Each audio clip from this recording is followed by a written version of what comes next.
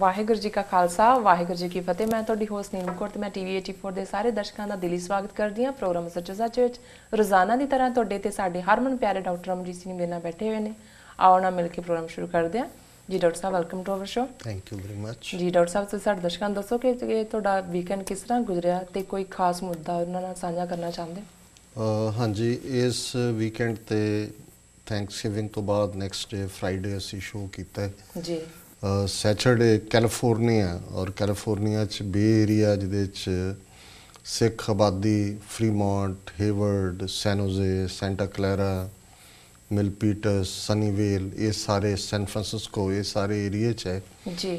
ਉਹਦੇ 'ਚ ਬੇਸ਼ੱਕ ਆਲਰੇਡੀ ਹੇਵਰਡ 'ਚ ਐਲ ਸਬਰਾਂਟੇ, ਫਰੀਮੌਂਟ, ਸੈਨ ਹੋਜ਼ੇ 'ਚ ਕਾਫੀ ਆਲੀਸ਼ਾਨ ਗੁਰਦੁਆਰਾ ਸਾਹਿਬਾਨ ਨੇ ਜੀ, ਪਰ ਉਸ ਇਲਾਕੇ ਦੇ ਪੰਥ ਪ੍ਰਸਤ ਵੀਰਾਂ ਭੈਣਾਂ ਸਿੱਖ ਸੰਗਤਾਂ ਦੇ ਵਿੱਚ ਇਹ ਮਹਿਸੂਸ ਕੀਤਾ ਜਾ ਰਿਹਾ ਸੀ ਕਿ ਇੱਕ ਇਸ ਕਿਸਮ ਦਾ ਸੈਂਟਰ ਜਿੱਥੇ ਕਿ ਗੁਰਦੁਆਰਾ ਸਾਹਿਬ ਵੀ ਉਸ ਦਾ ਹਿੱਸਾ ਹੋਏ ਜੀ, ਲੇਕਿਨ ਉਸ ਦੇ ਨਾਲ ਜਿਹੜੀਆਂ ਅੱਜ ਦੂਸਰੀਆਂ ਐਕਟੀਵਿਟੀਜ਼ ਜਾਂ ਚੈਲੰਜਸ ਕੌਮ ਦੇ ਸਾਹਮਣੇ ਨੇ, ਸਿੱਖ ਯੂਥ ਨੂੰ ਸਾਹਮਣੇ ਰੱਖਦੇ ਆ ਔਰ ਸਿੱਖੀ ਦਾ ਦੂਸਰੇ ਧਰਮਾਂ ਤੱਕ ਪ੍ਰਚਾਰ ਪ੍ਰਸਾਰ, ਦੂਸਰੀਆਂ ਕਮਿਊਨਿਟੀਜ਼ ਦਾ ਆਊਟਰੀਚ ਕਰਨਾ ਜੀ, ਉਸ ਦੇ ਲਈ ਸਾਨੂੰ ਇੱਕ ਸੈਂਟਰ ਦੀ ਲੋੜ ਹੈ।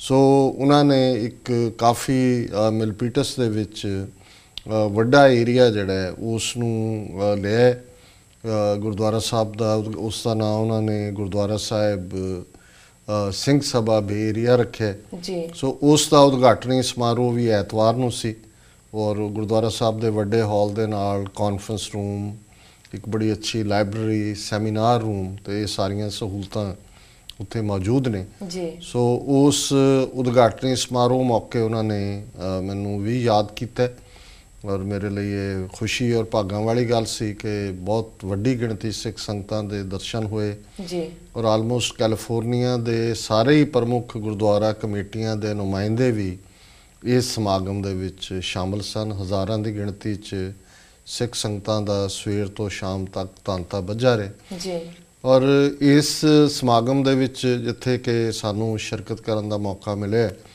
ਇੱਕ ਬਹੁਤ ਚੰਗੀ ਗੱਲ ਸੀ ਕਿ ਗੁਰਦੁਆਰਾ ਕਮੇਟੀਆਂ ਦੇ ਨੁਮਾਇੰਦਿਆਂ ਨੇ ਗੁਰਦੁਆਰਾ ਸਿੰਘ ਸਭਾ ਬੇ ਏਰੀਆ ਦੇ ਪ੍ਰਬੰਧਕਾਂ ਵੱਲੋਂ ਉਹਨਾਂ ਸਾਰਿਆਂ ਨੇ ਆਪਸ ਵਿਚਾਰ ਕਰਕੇ ਇੱਕ ਮਤਾ ਵੀ ਸੰਗਤ ਦੇ ਵਿੱਚ ਪਾਸ ਕੀਤਾ ਜਿੱਥੇ ਕਿ ਜਿਸ ਮਤੇ ਦੇ ਵਿੱਚ ਉਹਨਾਂ ਨੇ ਵੀਰ ਗੁਰਬਖਸ਼ ਸਿੰਘ ਜਿਹੜੇ ਕਿ ਗੁਰਦੁਆਰਾ ਅੰਬ ਸਾਹਿਬ ਮੋਹਾਲੀ ਵਿਖੇ ਪਿਛਲੇ ਹੁਣ ਲਗਭਗ 19 ਦਿਨਾਂ ਤੋਂ ਭੁੱਖ ਹੜਤਾਲ ਤੇ ਬੈਠੇ ਨੇ ਅਣਮਿੱਥੇ ਸਮੇਂ ਦੀ ਜੀ, ਤੇ ਉਹਨਾਂ ਦਾ ਮੇਨ ਮੁੱਦਾ ਇਹੀ ਹੈ ਕਿ ਜਿਹੜੇ ਸਿੰਘ ਲੰਮੇ ਸਮੇਂ ਤੋਂ ਜੇਲ੍ਹਾਂ ਦੇ ਵਿੱਚ ਨੇ, ਉਹਨਾਂ 'ਚ ਇੱਕ 28 ਸਾਲ ਤੋਂ ਨੇ, ਇੱਕ 22 ਸਾਲ ਤੋਂ ਨੇ ਔਰ ਲਗਭਗ 18 ਸਾਲ ਤੋਂ ਤਾਂ 3 ਸਿੰਘ ਜਿਹੜੇ ਬੇਅੰਤ ਸਿੰਘ ਕਤਲ ਕੇਸ ਦੇ ਵਿੱਚ ਨੇ, ਚੰਡੀਗੜ੍ਹ ਦੇ ਵਿੱਚ ਨੇ ਬੜੈਲ ਜੇਲ੍ਹ 'ਚ ਜੀ।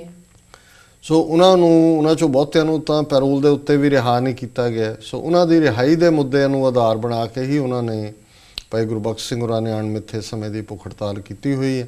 ਸੋ ਸੰਗਤਾਂ ਦੇ ਨੁਮਾਇੰਦਿਆਂ ਦੇ ਉਸ ਭਾਰੀ ਇਕੱਠ ਨੇ ਭਾਈ ਗੁਰਬਖਸ਼ ਸਿੰਘ ਦੇ ਹੱਕ ਵਿੱਚ ਮਤਾ ਪਾਸ ਕੀਤਾ, ਸਿੰਘਾਂ ਦੀ ਰਿਹਾਈ ਦੀ ਮੰਗ ਕੀਤੀ ਔਰ ਨਾਲ ਹੀ ਉਹਨਾਂ ਨੇ ਅਕਾਲ ਤਖਤ ਸਾਹਿਬ ਦੇ ਜਥੇਦਾਰ ਜੀ ਨੂੰ ਇਹ ਬੇਨਤੀ ਕੀਤੀ ਹੈ ਕਿ ਉਹ ਇਸ ਦੇ ਵਿੱਚ ਦਖਲ ਦੇਣ ਔਰ ਜਿਹੜੀ ਆਪਣੇ ਆਪ ਨੂੰ ਪੰਥਕ ਸਰਕਾਰ ਕਹਾਉਣ ਵਾਲੀ ਬਾਦਲ ਦੀ ਸਰਕਾਰ ਹੈ ਪੰਜਾਬ ਦੇ ਵਿੱਚ, ਉਹਨੂੰ ਡਾਇਰੈਕਟਿਵ ਦੇਣ ਕਿ ਇਸ ਮੁੱਦੇ ਦੇ ਉੱਤੇ ਉਹ ਐਕਟ ਕਰਨ ਜੀ। ਸੋ ਇਹ ਇੱਕ ਮੈਂ ਸਮਝਦਾ ਹਾਂ ਕਿ ਬਹੁਤ ਚੰਗਾ ਰੁਝਾਨ ਹੈ ਕਿ ਗੁਰਦੁਆਰਾ ਕਮੇਟੀਆਂ ਦੇ ਵਿੱਚ ਔਰ ਬਾਹਰ ਸਾਰੇ ਡਾਇਸਪੋਰਾ ਸਿੱਖਾਂ ਦੇ ਵਿੱਚ ਇਸ ਗੱਲ ਦੀ ਚਰਚਾ ਹੈ।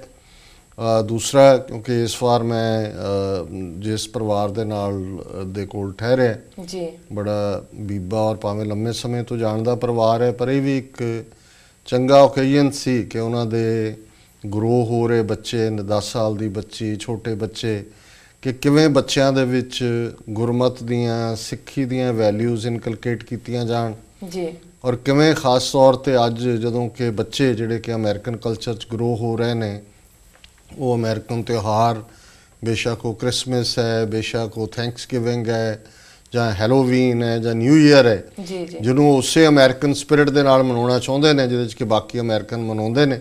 ਸੋ ਉਹਨਾਂ ਨੂੰ ਕਿਵੇਂ ਬਿਲਕੁਲ ਕਲਚਰ ਤੇ ਉਸ ਲਪੇਟ 'ਚ ਜਾਣੋਂ ਵੀ ਰੋਕਿਆ ਜਾਏ, but at the same time ਉਹਨਾਂ ਨੂੰ ਸਿੱਖ ਵੈਲਿਊਜ਼ ਦੇ ਨਾਲ ਇੰਟਰੋਡਿਊਸ ਕਰਕੇ ਉਹਨਾਂ ਤੋਂ ਸਾਰਾ ਪਲੇਸ਼ਰ ਵੀ ਨਾ ਖੋਇਆ ਜਾਏ ਤਾਂ ਕਿ ਉਹ ਇਵੇਂ ਨਾ ਮਹਿਸੂਸ ਕਰਨ ਜਿਵੇਂ ਕਿ ਕੋਈ ਖਾਸ ਵੈਲਿਊ ਸਿਸਟਮ ਉਹਨਾਂ ਦੇ ਉੱਤੇ ਥੋਪਿਆ ਜਾ ਰਿਹਾ। ਜੀ ਸੋ ਇਹ ਵੀ ਉਸ ਪਰਿਵਾਰ ਦੇ ਨਾਲ ਕਾਫੀ ਜਿਹੜਾ ਉਹ ਸਾਂਝ ਵਾਲਾ ਪਾਰਟ ਵੀ ਰਿਹਾ। ਜਿਹੜੀ ਤੁਸੀਂ ਵਿਸ਼ੇਸ਼ ਮੁੱਦੇ ਦੀ ਗੱਲ ਕੀਤੀ ਹੈ, ਮੈਂ ਸਮਝਦਾ ਹਾਂ ਵੀ ਇਸ ਵੇਲੇ ਸਮੁੱਚੇ ਸਿੱਖ ਜਗਤ ਲਈ 30 ਮਿਲੀਅਨ ਸਿੱਖ ਕੌਮ ਲਈ ਭਾਈ ਗੁਰਬਖਸ਼ ਸਿੰਘ ਜੀ ਦੀ ਜਿਹੜੀ ਘਾਲਣ ਹੈ, ਜਿਹੜੀ ਕਿ ਉਹ ਆਪਣੇ ਸਰੀਰ ਨੂੰ ਤਿਲ ਕਰਕੇ ਜਿਹੜਾ ਹੈ ਉਹ ਖਤਮ ਕਰ ਰਹੇ ਨੇ, ਉਹਨਾਂ ਦਾ ਭਾਰ ਹਰ ਰੋਜ਼ ਘਟ ਰਿਹਾ ਹੈ, ਲੇਕਿਨ ਇਹਦੇ ਬਾਵਜੂਦ 19ਵੇਂ ਦਿਨ ਉਹ ਪੂਰੀ ਚੜ੍ਹਦੀ ਕਲਾ 'ਚ ਨੇ। ਔਰ ਉਹਨਾਂ ਦੇ ਉਸ ਸਿਦਕ ਸਿਰੜ ਔਰ ਸਿੱਖ ਸੰਗਤਾਂ ਵੱਲੋਂ ਮਿਲੇ ਸਮਰਥਨ ਦਾ ਹੀ ਅੱਜ ਇਹ ਨਤੀਜਾ ਹੈ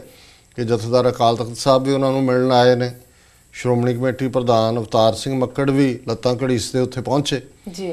ਔਰ ਸ਼੍ਰੋਮਣੀ ਕਮੇਟੀ ਦੇ ਥੱਲੇ ਹੀ ਇਹ ਗੁਰਦੁਆਰਾ ਅੰਬ ਸਾਹਿਬ ਹੈ, ਔਰ ਉਹਨਾਂ ਨੂੰ ਤੁਸੀਂ ਦੇਖੋ ਕਿਸ ਕਦਰ ਇਹ ਮਹੰਤਾਂ ਦੀ ਰੂਹ, ਮਹੰਤ ਨਰੈਣੂ ਦੀ ਇਹਨਾਂ ਦੇ ਸ਼੍ਰੋਮਣੀ ਕਮੇਟੀ ਦੇ ਅਧਿਕਾਰੀਆਂ ਔਰ ਪ੍ਰਬੰਧਕਾਂ ਦੇ ਅੰਦਰ ਆ ਵੜੀ ਹੈ ਕਿ ਪਹਿਲਾਂ ਉਹਨਾਂ ਨੇ ਭਾਈ ਗੁਰਬਖਸ਼ ਸਿੰਘ ਹੋਰਾਂ ਨੂੰ ਅਖੰਡ ਪਾਠ ਸਾਹਿਬ ਵੀ ਨਹੀਂ ਰੱਖਣ ਦਿੱਤਾ ਗੁਰਦੁਆਰਾ ਅੰਬ ਸਾਹਿਬ 'ਚ ਕਿ ਵੀ ਤੁਸੀਂ ਅਖੰਡ ਪਾਠ ਨਹੀਂ ਰੱਖ ਸਕਦੇ।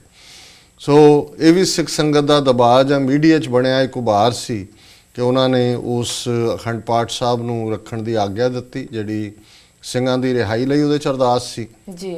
ਔਰ ਉਸ ਦੇ ਭੋਗ ਦੇ ਮੌਕੇ ਜਿਹੜਾ ਬਹੁਤ ਵੱਡਾ ਇਕੱਠ ਹੋਇਆ, ਜਿਹੜੇ ਹੁਣ ਆਲਮੋਸਟ ਪੰਥਕ ਧਿਰਾਂ ਸਾਰੀਆਂ ਨੇ, ਸਰ ਸਿਮਰਨਜੀਤ ਸਿੰਘ ਮਾਨ ਵੀ ਮਿਲਣ ਗਏ ਉਹਨਾਂ ਨੂੰ, ਦਲ ਖਾਲਸਾ, ਪੰਚ ਪ੍ਰਧਾਨੀ ਔਰ ਜਿੰਨੇ ਸਾਡੇ ਸਿੱਖ ਸਕਾਲਰ ਨੇ, ਲਾਇਰਸ ਫਾਰ ਹਿਊਮਨ ਰਾਈਟਸ, ਔਰ ਉਹਨਾਂ ਦੇ ਅੱਜ ਭਾਈ ਨਵਕਿਰਨ ਸਿੰਘ ਗੱਲਬਾਤ ਵੀ ਕਰਨਗੇ TV 84 ਨਿਊਜ਼ ਦੇ ਉੱਤੇ ਜੀ। ਸੋ ਉਹਨਾਂ ਸਾਰਿਆਂ ਦਾ ਸਮਰਥਨ ਹਾਸਲ ਹੈ। ਸਿੱਖ ਸੰਗਤਾਂ ਵੀ ਵੱਡੀ ਗਿਣਤੀ ਦੇ ਵਿੱਚ ਸ਼ਮੂਲੀਅਤ ਕਰ ਰਹੀਆਂ ਨੇ। ਔਰ ਇੱਕ ਜਿਹੜੀ ਪ੍ਰੈਸ ਰਿਲੀਜ਼ ਇਸ ਪ੍ਰੋਗਰਾਮ ਤੋਂ ਪਹਿਲਾਂ ਹੀ ਮੈਨੂੰ ਮਿਲੀ ਹੈ, ਉਹਦੇ 'ਚ ਉਹਨਾਂ ਨੇ ਮੈਂਸ਼ਨ ਕੀਤਾ ਹੈ ਕਿ 4 ਦਸੰਬਰ ਨੂੰ ਇੱਕ ਵੱਡਾ ਰਿਹਾਈ ਮਾਰਚ ਜਿਹਦਾ ਉਹਨਾਂ ਨੇ ਨਾਂ ਰੱਖਿਆ ਜੀ, ਉਹ ਸ਼੍ਰੀ ਅਕਾਲ ਤਖਤ ਸਾਹਿਬ ਤੋਂ ਸਵੇਰੇ 9 ਵਜੇ ਅਰਦਾਸ ਕਰਕੇ ਉਹ ਮਾਰਚ ਸ਼ੁਰੂ ਹੋਏਗਾ ਔਰ ਸਾਰੇ ਸ਼ਹਿਰਾਂ 'ਚੋਂ ਜਲੰਧਰ, ਲੁਧਿਆਣਾ ਇਤਿਆਦਕ ਮੋਰਿੰਡਾ ਤੋਂ ਹੁੰਦੇ ਹੋਏ ਸਮਰਾਲਾ ਤੇ ਉਹ ਮੋਹਾਲੀ ਦੇ ਵਿੱਚ ਆ ਕੇ ਸ਼ਾਮ ਨੂੰ ਐਂਡ ਹੋਏਗਾ ਜੀ। ਸੋ ਇਸ ਦਾ ਮੁੱਖ ਮਕਸਦ ਹੀ ਜਿਹੜਾ ਹੈ ਇਹ ਇਸ ਗੱਲ ਦੇ ਉੱਤੇ ਧਿਆਨ ਕੇਂਦਰਿਤ ਕਰਵਾਉਣਾ ਹੈ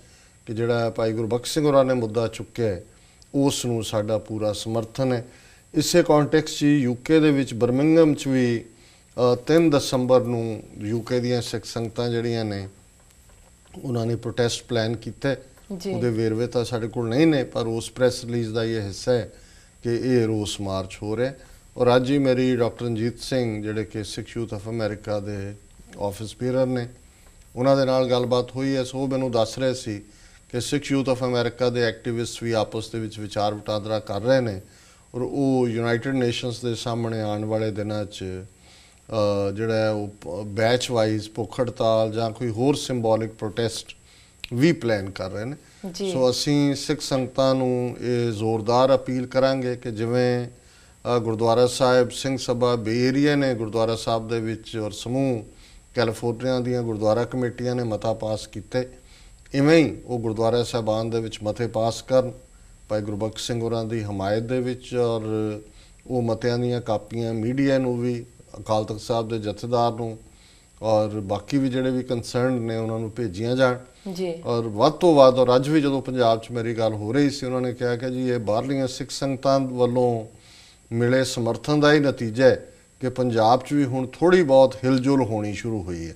ਅਜੇ ਉਹਨਾਂ ਨੇ ਵੀ ਸ਼ਬਦ ਹਿਲਜੁਲ ਹੀ ਕਿਹਾ ਕਿਉਂਕਿ ਇਹ ਇੱਕ ਬੜਾ ਅਹਿਮ ਮੁੱਦਾ ਹੈ ਔਰ ਭਾਈ ਗੁਰਬਖਸ਼ ਸਿੰਘ ਉਹਨਾਂ ਨੇ ਇੱਕ ਸਾਂਝੇ ਕੌਜ਼ ਦੇ ਲਈ ਜਿਹੜਾ ਹੈ ਉਹ ਇਸ ਗੱਲ ਨੂੰ ਅੱਗੇ ਲਿਆਂਦਾ। ਔਰ ਇਹੀ ਗੱਲ ਮੈਂ ਉਸ ਦੀਵਾਨ ਦੇ ਵਿੱਚ ਵੀ ਐਤਵਾਰ ਕੱਲ੍ਹ ਕਹੀ ਸੀ ਕਿ ਇੱਕ ਪਾਸੇ ਅਸੀਂ ਦੀਵਾਲੀ ਬੜੀ ਸ਼ਾਨੋ ਸ਼ੌਕਤ ਦੇ ਨਾਲ ਮਨਾਉਂਦੇ ਹਾਂ, ਰੌਸ਼ਨੀਆਂ ਕਰਦੇ ਹਾਂ, ਮੋਮਬੱਤੀਆਂ ਜਗਾਉਂਦੇ ਹਾਂ, ਆਤਿਸ਼ਬਾਜ਼ੀ ਕਰਦੇ ਹਾਂ, ਅਤੇ ਜਦੋਂ ਕੋਈ ਪੁੱਛੇ ਕਿ ਜੀ ਕੀ ਕਾਰਨ ਹੈ, ਸਿੱਖ ਕਿਉਂ ਦੀਵਾਲੀ ਮਨਾਉਂਦੇ ਨੇ, ਤਾਂ ਸਾਡੇ 'ਚੋਂ ਬਹੁਤਿਆਂ ਦਾ ਇਹੀ ਜਵਾਬ ਹੁੰਦਾ ਹੈ ਜੀ ਕਿ ਜਿਹੜੇ ਰਾਜਸੀ ਰਾਜੇ 52 ਗਵਾਲੀਅਰ ਦੇ ਕਿਲ੍ਹੇ 'ਚ ਕੈਦ ਸੀ ਉਹਨਾਂ ਨੂੰ ਗੁਰੂ ਹਰਗੋਬਿੰਦ ਸਾਹਿਬ ਨੇ ਰਿਹਾ ਕਰਵਾਇਆ ਅਤੇ ਜਦੋਂ ਅੰਮ੍ਰਿਤਸਰ ਪਹੁੰਚੇ ਤੇ ਫਿਰ ਇਹ ਦੀਪਮਾਲਾ ਹੋਈ, ਉਦੋਂ ਤੋਂ ਅਸੀਂ ਇਸ ਨੂੰ ਮਨਾਉਂਦੇ।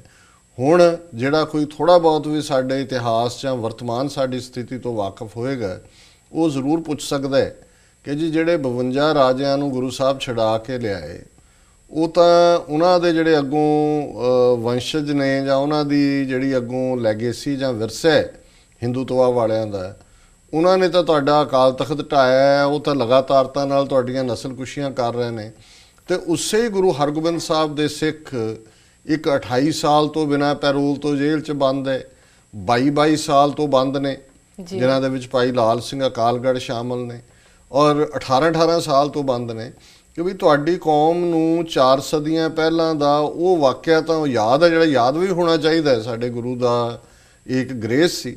ਪਰ ਇਹ ਕਿਉਂ ਭੁੱਲ ਗਿਆ ਵੀ ਉਸੇ ਗੁਰੂ ਹਰਗੋਬਿੰਦ ਸਾਹਿਬ ਦੇ ਪੁੱਤਰ ਜਿਹੜੇ ਨੇ ਉਹ ਅੱਜ ਜੇਲ੍ਹਾਂ ਦੇ ਵਿੱਚ ਰੁਲ ਰਹੇ ਨੇ, ਔਰ ਕੌਮ ਕਿਉਂ ਇਸ ਗੱਲ ਦੇ ਉੱਤੇ ਫੋਕਸ ਨਹੀਂ ਕਰਦੀ। ਬਾਕੀ ਤਾਂ ਗੱਲ ਬਾਅਦ ਦੀ ਹੈ ਕਿ ਵੀ ਤੁਹਾਡੇ ਜਿਹੜੇ ਆਪਣੇ ਜੇਲ੍ਹ ਮੈਨੂਅਲ ਨੇ, ਜੇਲ੍ਹਾਂ ਦੇ ਆਪਣੇ ਕਾਨੂੰਨ ਨੇ, ਉਹਨਾਂ ਥੱਲੇ ਉਹਨਾਂ ਨੂੰ ਹੀ ਇੰਪਲੀਮੈਂਟ ਕਰੋ ਉਹਨਾਂ ਨੂੰ। ਔਰ ਜਦੋਂ ਉਮਰ ਕੈਦ ਕਹੀ ਜਾਂਦੀ ਹੈ 14 ਸਾਲ ਲਗਭਗ ਕਰਨ ਤੋਂ ਬਾਅਦ ਉਹਨਾਂ ਦੇ ਜਿਹੜੇ ਸਾਥੀ ਕੈਦੀ ਨੇ ਜੀ ਉਹ ਜੇਲ੍ਹਾਂ 'ਚੋਂ ਰਿਹਾ ਹੋ ਚੁੱਕੇ ਨੇ।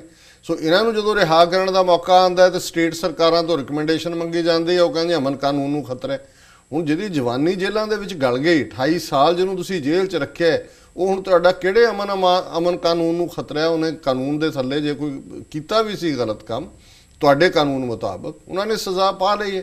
ਸੋ ਅਸੀਂ ਸਮਝਦੇ ਹਾਂ ਵੀ ਇਸ ਮੁੱਦੇ ਦੇ ਉੱਤੇ ਸਮੂਹ ਕੌਮ ਆਪਣੀ ਯੂਨਿਟੀ ਦਾ, ਆਪਣੀ ਤਾਕਤ ਦਾ ਵਿਖਾਵਾ ਕਰੇ, ਔਰ ਇਹ ਸਾਡਾ ਫਰਜ਼ ਹੈ ਧਾਰਮਿਕ ਤੌਰ ਤੇ। ਅਦਰਵਾਈਜ਼ ਅਸੀਂ ਵੀ ਫਿਰ ਉਸ ਕਿਸਮ ਦੇ ਕਰਮਕਾਂਡੀ ਜਿਹੇ ਕੰਮ ਕਰੀ ਜਾਂਦੇ, ਪਰ ਜਿਹੜੇ ਸਾਡੇ ਸਾਹਮਣੇ ਚੈਲੰਜ ਨੇ ਉਹਨਾਂ ਨੂੰ ਅਸੀਂ ਐਕਸੈਪਟ ਕਰਨ ਨੂੰ ਤਿਆਰ ਨਹੀਂ ਹੈ। ਸੋ ਮੈਂ ਇਹ ਜ਼ੋਰਦਾਰ ਅਪੀਲ ਕਰਾਂਗਾ ਕਿ ਇਸ ਮੁੱਦੇ ਦੇ ਉੱਤੇ ਗੁਰਦੁਆਰਾ ਕਮੇਟੀਆਂ ਵੀ ਔਰ ਇੰਡੀਵਿਜੂਅਲ ਸਿੰਘ ਸਿੰਘਣੀਆਂ ਵੀ ਆਪਣੇ ਘਰਾਂ ਦੇ ਵਿੱਚ ਜਦੋਂ ਅਸੀਂ ਨਿਤਨੇਮ ਕਰਦੇ ਹਾਂ ਸਵੇਰੇ ਜਾਂ ਸ਼ਾਮ, ਤੇ ਅਰਦਾਸ ਦੇ ਵਿੱਚ ਉਹਨਾਂ ਬੰਦੀ ਸਿੰਘਾਂ ਦੀ ਜਿਹੜੀ ਰਿਹਾਈ ਹੈ ਔਰ ਭਾਈ ਗੁਰਬਖਸ਼ ਸਿੰਘ ਦੀ ਚੜ੍ਹਦੀ ਕਲਾ ਹੈ, ਇਸ ਦੀ ਅਸੀਂ ਅਰਦਾਸ ਕਰੀਏ। ਜੀ ਜੀ ਡਾਕਟਰ ਸਾਹਿਬ, ਤੁਹਾਡਾ ਬਹੁਤ ਬਹੁਤ ਧੰਨਵਾਦ। ਤੇ ਹੁਣ ਅਸੀਂ ਆਪਣੇ ਪ੍ਰੋਗਰਾਮ ਦਾ ਸਿਲਸਿਲਾ ਸ਼ੁਰੂ ਕਰਦੇ ਹਾਂ।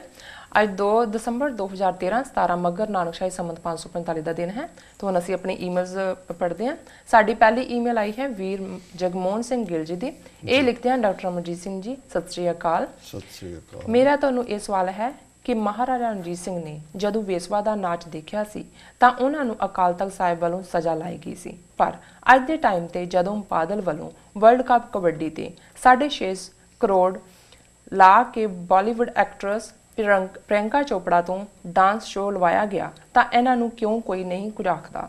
ਇਹ ਕਿਹੜੇ ਰਸਤੇ ਤੇ ਚੱਲ ਰਹੇ ਨੇ? ਕੀ ਇਹ ਸਿੱਖ ਧਰਮ ਦਾ ਪ੍ਰਚਾਰ ਕਰਦੇ ਪਏ ਨੇ? ਜੀ ਡਾਕਟਰ ਸਾਹਿਬ ਨਾਲ ਲੱਗਦੀ ਈਮੇਲ ਵੀ ਪੜ੍ਹ ਲਓ ਕਿਉਂਕਿ ਉਹ ਜੀ ਜੀ ਸ਼ਰਧਾਂਜਲੀ ਹੈ ਬਾਦਲ ਨੂੰ। ਜੀ ਜੀ ਬਿਲਕੁਲ।